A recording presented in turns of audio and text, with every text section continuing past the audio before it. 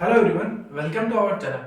आज की इस वीडियो में अपन बात करेंगे जो आपका semester first BCom first year students के लिए पेपर बिजनेस मैनेजमेंट जो आपका पेपर है। कौन सा पेपर? बिजनेस मैनेजमेंट जो आपका पेपर है, उसमें यूनिट नंबर फर्स्ट की अपन ने बात की थी और देखा था कि इंट्रोडक्शन पार्ट में क्या क्या चीजें इंपॉर्टेंट है, कौन कौन से क्वेश्चंस आपको अच्छे से करके जाने हैं। आज की इस वीडियो में अपन बात करेंगे बिजनेस मैनेजमेंट का यूनिट नंबर सेकंड एंड इसी की बात इसी वीडियो में यूनिट नंबर थर्ड की बात करेंगे। ये वीडियो थोड़ी बड़ी होगी, लेंथी होगी, तो आप वीडियो के एंड तक बने रहिएगा और देखिएगा कि कौन कौन से इंपॉर्टेंट कॉन्सेप्ट है जहाँ से क्वेश्चन एग्जाम में आपको देखने को मिलेगा। सेमेस्टर फर्स्ट की बात करें तो यूनिट नंबर फर्स्ट अपने कवर अप कर ली थी बहुत अच्छे से, अच्छे क्वेश्चंस के साथ, कंसेप्ट के साथ। यूनिट नंबर सेकंड की बात करते हैं तो यूनिट नंबर सेकंड में आपका कवर है प्लानिंग का। प्लानिंग के इम्पोर्टेंस, प्लानिंग की डेफिनेशंस, मीनिंग हो गया, इम्पोर्टेंस हो गया, फिर डिसीजन मेकिंग हो गया, फिर SWOT जो अपन यूनिट नंबर फर्स्ट में भी उसका डायरेक्ट एक मीनिंग निकाला था, उसका मीनिंग बताया था, उसके बारे में, डिसीजन मेकिंग के बारे में। तो प्लानिंग का जो भी पूरा पूरा कंसेप्ट है वो यूनिट नंबर सेकंड में आपका कवर है। तो जब आप यूनिट नंबर सेकंड स्टार्ट करते हो तो आपको एक बेसिक चीज पता होनी चाहिए, होनी चाहिए प्लानिंग। आप सब 12th पास आउट स्टूडेंट्स हो, तो आपने क्लास 12th में कॉमर्स कॉमर्स स्ट्रीम है आपकी। Most of the students commerce stream से ये वीडियो देख रहे होंगे। तो आप CBSE से हो या फिर RBSE से हो या फिर किसी अदर बोर्ड से हो, तो ये वाला चैप्टर आपके CBSE में भी है एज वेल एज RBSE में भी है। तो प्लानिंग का क्या मतलब होता है, तो मैंने आपको फर्स्ट वीडियो में इंट्रोडक्शन पार्ट में भी बताया था। प्लानिंग में क्या करते हैं, जो काम आप करने वाले हैं उसके लिए एक पहले से प्री प्लान बनाते हैं। प्री प्लान का ये मतलब होता है कि क्या क्या काम करेंगे, किस वे में करेंगे, कौन कौन उस काम में पार्टिसिपेट लेगा, और बात करें तो कैसे उसको मैनेज करेंगे। तो ये इन सारे चीज़ों का जब अपने पास में आंसर होता है तो उसको अपन प्लानिंग बोलते हैं। और कह सकते हैं कि प्लानिंग क्या करता है, bridges the gap between where we are and where we want to reach. आज अपन कहाँ है और कहाँ पर अपने को पहुंचना है, जो जो बीच वाला जो डिस्टेंस है वो कवर करता है प्लानिंग। ठीक है, ये तो मैंने आपको बेसिक डेफिनेशन बता दी कि प्लानिंग क्या होता है, बट एग्जाम में आप इस टाइप से डेफिनेशन नहीं लिख सकते हो। तो उसके लिए एक प्रॉपर डेफिनेशन और इजी, जो हर एक स्टूडेंट्स इस डेफिनेशन को लर्न कर सकता है और एग्जाम में लिख सकता है। तो देखिएगा क्या लिखा है। Planning is the process in which decision in advance what to do and how to do it is the one of the basic management function। ये क्या है बेसिक क्वेश्चन, छोटी क्लासेस में आपने यहाँ से क्वेश्चन में देखा होगा कि क्या है ये प्लानिंग, क्या है बिल्कुल बेसिक फंक्शन है किसका, मैनेजमेंट का।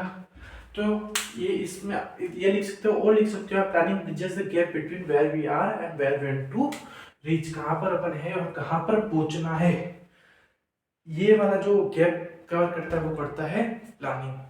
तो आई होप कि आपको ये डेफिनेशन समझ में आ गई होगी, प्लानिंग का मतलब समझ में आ गया होगा। तो अगर शॉर्ट शॉर्ट फॉर्म में अगर आपको क्वेश्चन पुटअप होता है तो आप क्या ये डेफिनेशन अच्छे से याद बना कर लिख सकते हो। क्या क्या आपने प्लानिंग क्या है, आज अपन कहाँ है और कहाँ पर अपने को पहुंचना है, तो उसके जो बीच वाला जो गैप कवर करता है वो कौन करता है, प्लानिंग। इसी के साथ साथ मैं आपको बताना चाहता हूँ कि आपको यूनिट नंबर फर्स्ट सेकंड और थर्ड के नोट्स भी अवेलेबल करा दूंगा। इस नंबर पर आप मेरे को व्हाट्सअप कर सकते हैं ताकि मैं आपको प्रॉपर नोट्स अच्छे से अवेलेबल कर दूँ। और कुछ ऐसे इंपॉर्टेंट क्वेश्चंस जो अपन वीडियो में कवर अप नहीं कर पा रहे हैं वो भी मैं आपको सेंड कर दूंगा। तो आप मेरे को आप इस नंबर पर फ्रीली व्हाट्सअप कर सकते हैं। मैं एज सुन एज पॉसिबल मैं आपको रिप्लाई देने की कोशिश करूँगा। फाइनेंशियल मैनेजमेंट की बात करें तो अपन ने देख लिया था। अभी अपन बिजनेस मैनेजमेंट आज कवर अप कर लेंगे देन आफ्टर, क्योंकि एग्जाम MLSU यूनिवर्सिटी की बात करें तो बहुत ही कम टाइम रहेगी अपने पास में। अब अपन नेक्स्ट इकोनॉमिक्स की बात करेंगे, देन आफ्टर अपन बात करेंगे हिंदी। इस बार फर्स्ट सेम में आपका हिंदी भी है, तो अपन सारी चीज़ों को लेकर करेंगे। आज की वीडियो में अपन सब बिजनेस मैनेजमेंट के बारे में एवरीथिंग कंप्लीट करेंगे। अब बात करते हैं कि फीचर्स क्या क्या है, क्या क्या इंपॉर्टेंस है, तो एवरीथिंग देखते हैं। आगे देखिएगा, तो देखिएगा अपन ने अभी तक क्या बात की, यूनिट नंबर सेकंड चालू किया था, उसमें देखा कि प्लानिंग का क्या मतलब होता है। देन आफ्टर अपन बात करते हैं जहाँ से प्रीवियस ईयर की बात करें 22 की 23 में रिपीटेड क्वेश्चन यहाँ आ रहा है कि तो आपको कोई टर्म पूछ रहा है, टर्म कम पूछते हैं, डायरेक्ट आपको बोलते हैं कि फीचर्स ऑफ प्लानिंग बताइए। ये लॉन्ग क्वेश्चन में भी कभी कभी आ जाता है, शॉर्ट में भी आ जाता है। तो कुछ मैंने 6 to 7 पॉइंट लिखे हैं, इसमें से आप सारे आपको समझ में आ जाए तो इस बेटर है, बाकी 5 to 6 आपको अच्छे से करके जाना है। मैं आपको एक एक पॉइंट समझा रहा हूँ जिससे आपको अच्छे से समझ में आता है कंसेप्ट, और नोट्स तो मैं आपको इस नंबर पे शेयर कर ही दूंगा। तो देखिए, क्या फीचर्स की बात करें, features of planning, feature of planning में कुछ पॉइंट्स आपके सामने लिख रखे हैं। ये सारे पॉइंट, सारे वर्ड्स आपने कहीं ना कहीं सुन रखे होंगे। बात करते हैं गोल ओरिएंटेड, या फिर बोल सकते हैं कि गोल ओरिएंटेड, या फिर बोल सकते हैं अपन achieve the objective of organisation भी बोल सकते हैं। जो प्लानिंग होता है उसका जो मेन गोल होता है वो होता है कि जो ऑर्गेनाइजेशन का जो गोल है ना उसको अचीव करना किसी भी कंडीशन में। तो फर्स्ट पॉइंट में क्या लिख सकते हो आप, गोल ओरिएंटेड प्रोसेस में गोल ओरिएंटेड में ये लिखना है आपको कि जो मेन मोटिव होता है प्लानिंग करने का वो ये होता है कि जो ऑर्गेनाइजेशन का जो अपना मेन टारगेट है उसको पूरा करना, उसको बोलते हैं अचीव ऑब्जेक्टिव या फिर गोल ओरिएंटेड। ठीक है, नेक्स्ट बात करते हैं फ्यूचर ओरिएंटेड या फिर प्लानिंग इज फ्यूचरिस्टिक। दोनों पॉइंट सही है, दोनों में से कुछ भी लिख सकते हैं। प्लानिंग अपन करते किसके लिए, फ्यूचर में जो काम करेंगे उसके लिए अपन प्लानिंग करते हैं। यानी कि कह सकते हैं कि आज डेट है 20, फॉर एन एग्जांपल आज 22 जनवरी है, ठीक है, 22 जनवरी है।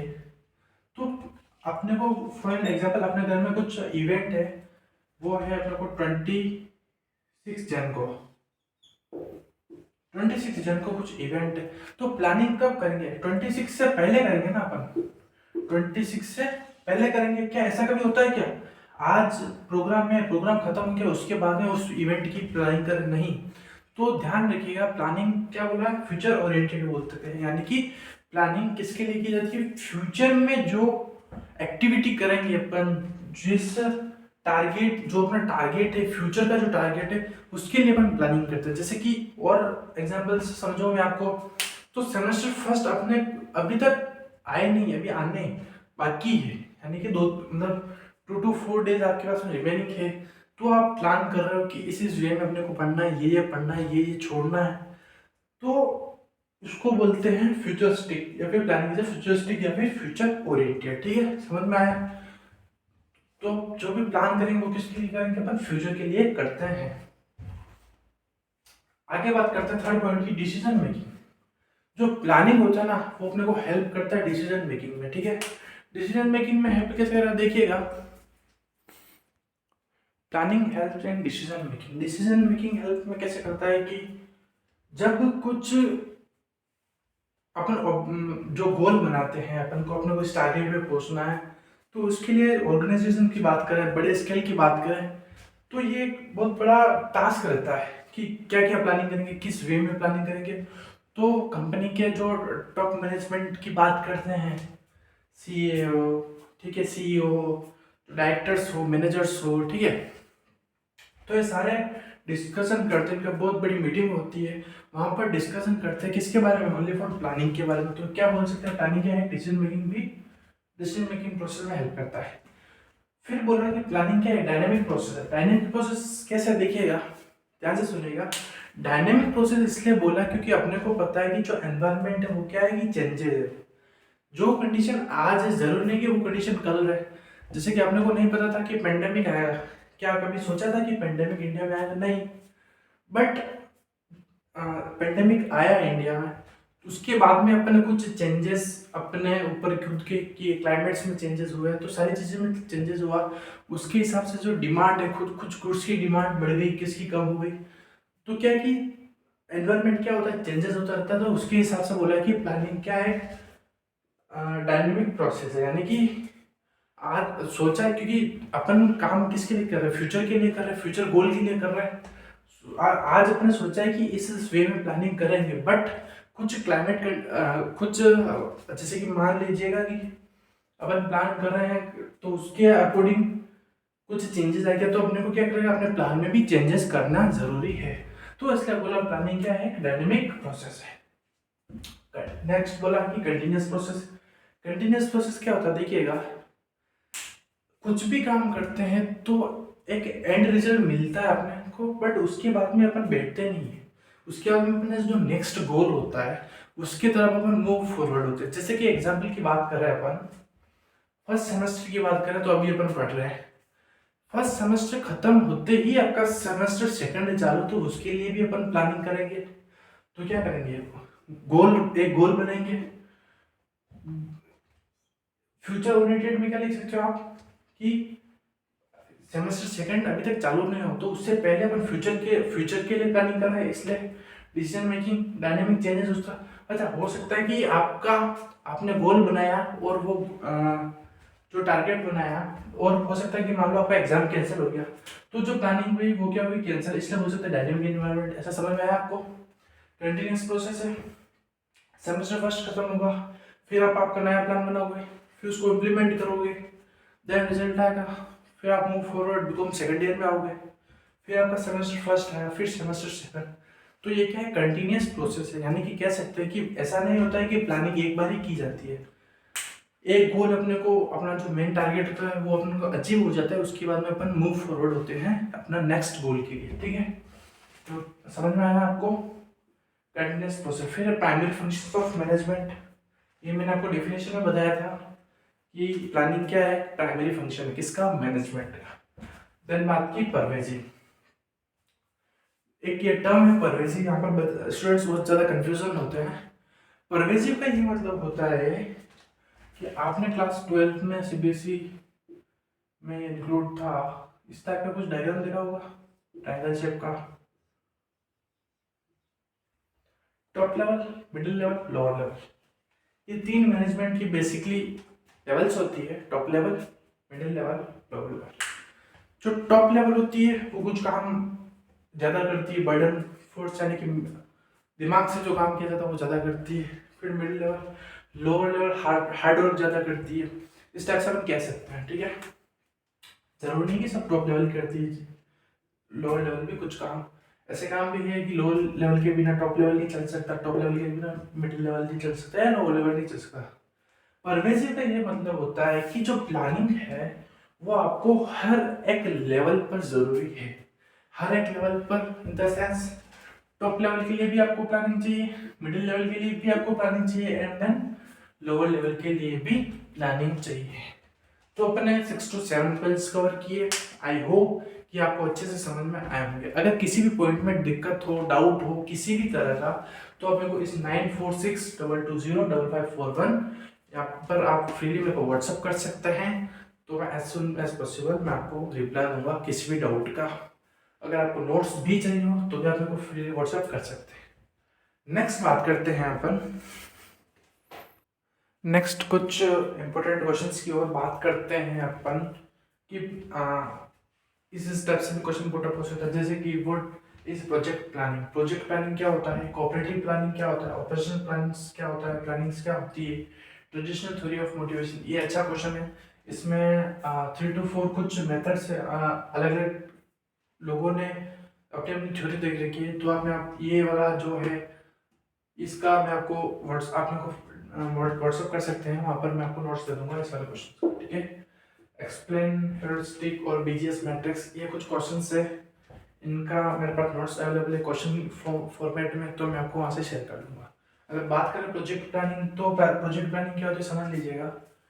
इसमें अपन प्लानिंग करते हैं तो उसके लिए एक प्रोजेक्ट प्लान तैयार करते हैं, एक प्री प्लान करते हैं, उसमें कौन क्या काम करेगा, किस वे में काम करेगा, सारी चीज़ें डिटेल में अपन लिखते हैं, उसको अपन बोलते हैं प्रोजेक्ट प्लानिंग। ठीक है, कॉर्पोरेट प्लानिंग, ऑपरेशनल प्लान्स, इन सब का मेरे पास नोट्स हैं, तो आप मेरे को मैसेज करोगे तो मैं आपको सेंड आउट कर दूंगा। ठीक है, तो ये अभी तक अपन ने देखा कि यूनिट नंबर सेकंड में यहाँ से क्वेश्चन पुट अप होगा।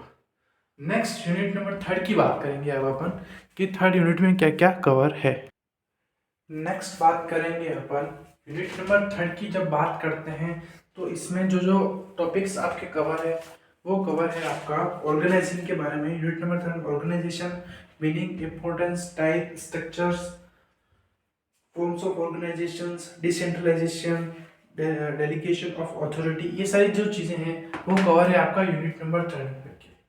अगर यूनिट नंबर 3 की जब बात करते हैं तो सेम फर्स्ट के लिए लास्ट यूनिट है, ठीक है। तो यूनिट नंबर 3 चालू करते हैं तो आपको सबसे पहले ऑर्गेनाइजेशन का मतलब पता होना चाहिए कि ऑर्गेनाइजेशन की क्या डेफिनेशन होती है इन जनरल। अगर बात करें कि क्वेश्चन आता है तो उसमें किस फॉर्म में लिखनी है, बिल्कुल बेसिक डेफिनेशन अच्छी लैंग्वेज में आपको कवर करके मैंने दे रखी है। जब भी बात करते हैं ऑर्गेनाइजिंग की, ऑर्गेनाइजिंग के अंदर अपन क्या करते हैं, जो सिमिलर वर्क है, सिमिलर लोगों, यानी कि कह सकते हैं कि सिमिलर वर्क है, उन जो जो काम सिमिलर है उनको एक अलग से, उन काम को अलग अलग अपन यूनिट्स में डिस्ट्रीब्यूट करते हैं और बोल सकते हैं कि अलग अलग डिपार्टमेंट बनाते हैं। जैसे कि अपन बात करें अपने कॉलेज में, स्कूल्स में, छोटी क्लासेस में आपने देखा होगा कि अपने स्कूल्स में भी अलग अलग डिपार्टमेंट्स थे। एग्जामिनेशन डिपार्टमेंट अलग होता था, पेपर कोई अलग बनाता था। और बात करें तो जब कोई एक्टिविटी होती थी तो स्पोर्ट्स कमेटी अलग अलग बनती थी। तो ये सारे क्या डिपार्टमेंट, यानी कि वर्क के हिसाब से अपन ने काम को डिस्ट्रीब्यूट किया है। ये जो भी चीज़ें होती है वो अपन कवर अप करते हैं ऑर्गेनाइजिंग में, ठीक है। तो ऑर्गेनाइजिंग के अंदर मेनली क्या करते हैं, जो सिमिलर काम होता है उसको अपन एक अलग से डिपार्टमेंट बनाते हैं और उसके हिसाब से अपन काम को डिवाइड करते हैं। सिमिलर काम एक डिपार्टमेंट में, फिर अलग काम अलग डिपार्टमेंट में, फिर अलग काम अलग डिपार्टमेंट में। तो इस टाइप से अलग अलग डिपार्टमेंट बना के अपन काम करते हैं, ठीक है। इसमें क्या होता है कि एक बार डेफिनेशन देख लेते हैं। Organising is a process of division of work. क्या करते हैं, वर्क को डिवाइड करते हैं अलग अलग चीजों के काम के हिसाब से। मेकिंग ऑफ डिपार्टमेंट्स, क्या बनाते हैं अपन, डिपार्टमेंट बनाते हैं। Assignment of duties and establishing reporting relations, क्या करते हैं अलग अलग काम को डिस्ट्रीब्यूट करते हैं, उसके हिसाब से अपन उनको ड्यूटीज देते हैं। आप ये काम करोगे, आपकी ये रेस्पॉन्सिबिलिटी है, इस चीज़ का ध्यान रखना, ये आपकी अकाउंटेबिलिटी है, ये सारी चीज़ें हम कवर अप करेंगे और रिपोर्टिंग रिलेशंस बनाते हैं। और कह सकते हैं the main aim of organising is to enable people to work together for a common purpose. एक कॉमन पर्पस के लिए अपन काम करते हैं, किसके अंदर, ऑर्गेनाइजिंग के अंदर। It is a process of making department in organising. और डिपार्टमेंट का बनाते हैं तो जो मेनली जो अपन डिपार्टमेंट बनाते हैं वो बनाते हैं अपन ऑर्गेनाइजिंग के अंदर। एक टर्म आती है, यहाँ से क्वेश्चन आता है कि डिसेंट्रलाइजेशन क्या होता है। मैंने आपको यूनिट नंबर फर्स्ट में भी शॉर्ट में बताया था, वापस बताता हूँ। डिसेंट्रलाइजेशन का ये मतलब होता है कि जो वर्क है, जो काम है, उसको सब लोगों के अंदर डिवाइड करना, इक्वली डिस्ट्रीब्यूशन करना, उसको बोलते हैं डिसेंट्रलाइजेशन। ये टर्म बहुत ही ज़्यादा कंफ्यूजन होती है स्टूडेंट्स को, क्या पता इसमें ऐसा क्या है। कुछ नहीं है, डिसेंट्रलाइजेशन में क्वेश्चन आएगा ये भी फिक्स है। डिसेंट्रलाइजेशन का ये मतलब होता है कि जो भी काम है, जो भी वर्क है, उसको अलग अलग डिपार्टमेंट्स या फिर अलग अलग लेवल्स पर डिस्ट्रीब्यूट करना। आप ये काम करोगे, आप ये काम करोगे, आप ये काम करोगे, उसको बोला जाता है डिसेंट्रलाइजेशन। और एग्जांपल से समझते हैं, जैसे कि शादी, अपने फैमिली में कुछ छोटा प्रोग्राम होता है या फिर कुछ मैरिज होती है, शादी होती है, तो उसमें क्या करते हैं, जो अपने फैमिली मेम्बर्स होते हैं, फ्रेंड्स होते हैं, उनको अपन वर्क अलॉटमेंट कर लेते हैं कि आपको ये काम करना है, आपको ये काम करना है। तो उससे क्या होता है, तो उससे ये होता है कि किसी एक पर्सन के ऊपर बर्डन भी नहीं पड़े, काम सिस्टमेटिक वे में हो और अच्छे से मैनेज हो। एक टर्म आती है सेंट्रलाइजेशन। सेंट्रलाइजेशन का ये मतलब होता है कि सारा बर्डन एक सिंगल इंसान के पास में हो, एक सिंगल पर्सन के पास में हो, उसको बोला जाता है सेंट्रलाइजेशन। सेंट्रलाइजेशन के कुछ डीमेरिट्स भी है तो कुछ मेरिट्स भी है। मान लीजिए कुछ कंपनी में कुछ ऐसी सीक्रेसी जैसी चीजें हैं, तो सीक्रेसी कहाँ पर मेंटेन रहती है, तो ऑब्वियसली सीक्रेसी जो मेंटेन रहेगी वो रहेगी सेंट्रलाइजेशन में, बिकॉज एक जना ही है जो उस पूरे काम को मैनेज कर रहा है। डिसेंट्रलाइजेशन में क्या, सीक्रेसी जैसी चीजें मेंटेन नहीं रहती। क्यों नहीं रहती है, क्योंकि जो वर्क है वो क्या अलग अलग डिपार्टमेंट, अलग अलग लेवल पर डिस्ट्रीब्यूट हो रहा है, तो चीजें ट्रांसफर होती है, इसलिए सीक्रेसी जैसी चीजें मेंटेन नहीं होती है। तो ध्यान रखिएगा, सेंट्रलाइजेशन में जो भी अथॉरिटी, पावर, रेस्पॉन्सिबिलिटी होती है एक जने के पास रहती है, देन आफ्टर बात करते हैं डिसेंट्रलाइजेशन के अंदर, तो पावर सब चीज़ें क्या होती है, डिस्ट्रीब्यूट होती है लेवल टू लेवल। आगे देखते हैं। नेक्स्ट जिस टर्म की बात करते हैं उसका नाम है डेलीगेशन।